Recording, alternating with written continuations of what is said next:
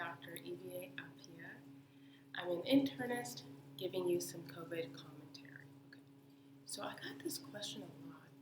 Why are there different grades of mask for the healthcare workers than potential face coverings for the general population? And I think I have a unique perspective being an internist and seeing it kind of from a bird's eye view. So let me just break it down. First thing, healthcare workers are so closely tied to patients. At this point, people in the hospital, they are so high risk. To even get into the hospital, you need to be extremely sick, right? And so healthcare workers are going to go from sick person to sick person to sick person, and so that is a potential mode of transmission. That's the first part. I also previously shared with you all that healthcare workers are so close, they're so intimately tied to the patient because they're so close to the mouth and to the nose, and there's a lot of opportunity for direct transmission, right? So you have to be very, very careful.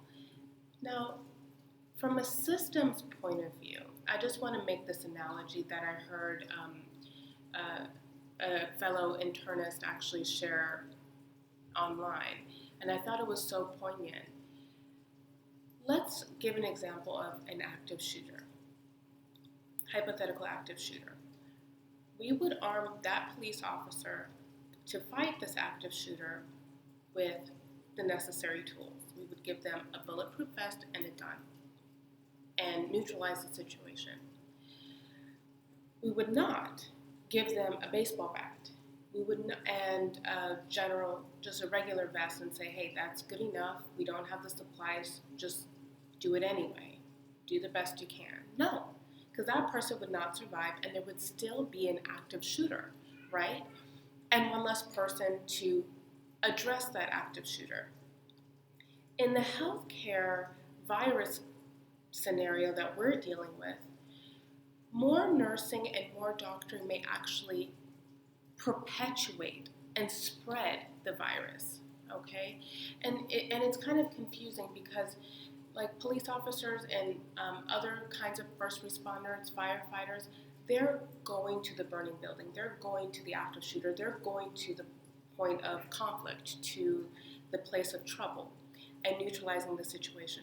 Whereas physicians, nurses, we tend to be in the hospital or in a clinic, and it comes to us. You know, the work comes to us, and it's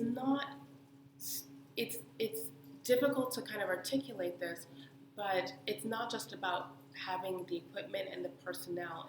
It's also caring for these number of patients.